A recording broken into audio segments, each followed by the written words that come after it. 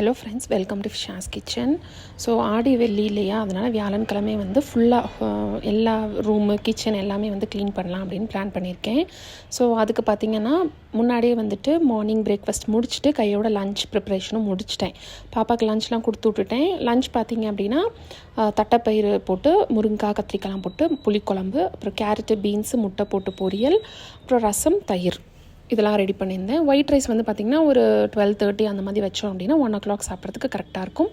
பாப்பாவுக்கு கொஞ்சமாக சாதம் வச்சு கொடுத்து விட்டாச்சு. ஸோ எப்போயுமே வந்து க்ளீனிங் அப்படின்னு பிளான் பண்ணிட்டோம் அப்படின்னா ஃபஸ்ட்டு லன்ச் வேலையை முடிச்சிடணும். முடிச்சதுக்கப்புறமா நம்ம க்ளீனிங் பண்ணோம் அப்படின்னா சமையலுக்கு அப்படின்னு சொல்லி டைம் ஸ்பெண்ட் பண்ணணும்னு அவசியமே கிடையாது. ஸோ நம்மளுக்கு க்ளீனிங் மட்டுமே பண்ணுற மாதிரி இருக்கும்.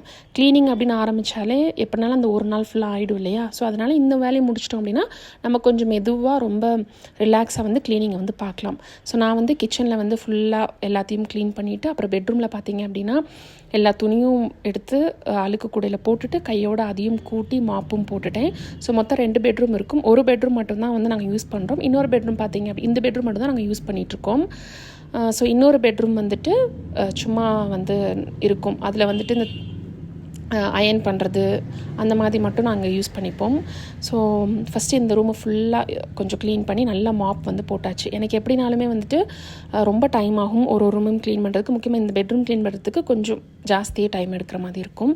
ஸோ இப்போ பார்த்திங்கன்னா இந்த ரூம் க்ளீன் பண்ணியாச்சு. அடுத்த பெட்ரூம் பார்த்திங்கன்னா அதில் வந்து துணியாக இருக்கும், இந்த மாதிரி தான் இருக்கும். ஸோ அதெல்லாம் எடுத்து ஒரு இடத்துல வச்சுட்டு ஹேங்கரில் மாட்டுறதை மாட்டிட்டு எல்லாத்தையும் அந்தந்த இடத்துல வச்சிட்டோம் அப்படின்னா கையோட வந்துட்டு திருப்பி அதுக்கும் கூட்டி மாப் போட்டுடலாம்.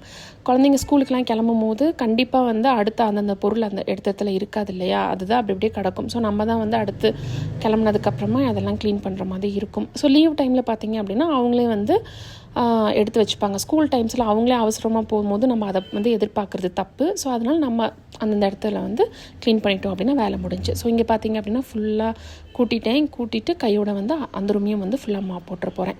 ஸோ இது வந்து நான் ரெகுலராக வந்து பண்ணுவேனா அப்படின்னா கிடையாது. பிகாஸ் வீடு துடைக்கிறது அப்படின்றது வந்துட்டு வீக்லி ஒன்ஸ் கண்டிப்பாக நடக்கும். டீப் க்ளீனிங் நான் பண்ணது கிடையாது, பண்ண மாட்டேன். ஏன்னா வந்து அப்பப்போ எல்லா க்ளீனிங்கும் பண்ணுறதுனால டீப் க்ளீனிங் எனக்கு பெருசாக இருக்காது. ஸோ அப்புறம் பார்த்திங்கன்னா ஹால் தாங்க கொஞ்சம் டைம் எடுக்கும். ஏன்னா சோஃபாவை நகட்டி அப்புறம் அந்தந்த பொருள் அதை தான் நகட்டி கூட்டி மாப் போடுறது கொஞ்சம் டைம் ஆகும். ஸோ அந்த மாதிரி தான் அன்றைக்கும் பார்த்திங்கன்னா எல்லாத்தையும் நகட்டிட்டு ஃபுல்லாக கூட்டிட்டு மாப் போட்டுட்டேன். ஸோ அன்றைக்கி எனக்கு டே இப்படி தான் போச்சு. ஸோ உங்களுக்கெல்லாம் எப்படி வந்து அந்த தேர்ஸ்டே போச்சு அப்படின்னு சொல்லிட்டு எனக்கு கமெண்ட்டில் வந்து கமெண்ட் பண்ணுங்கள். ஸோ அடுத்த ஆடி வெள்ளிக்கு வந்துட்டு நம்ம என்னென்ன பண்ணுறோம் அப்படின்றத நெக்ஸ்ட் வீடியோ நான் ஷேர் பண்ணுறேன். ஸோ இன்னொரு வீடியோவில் பார்க்கலாம். தேங்க்யூ, பாய்.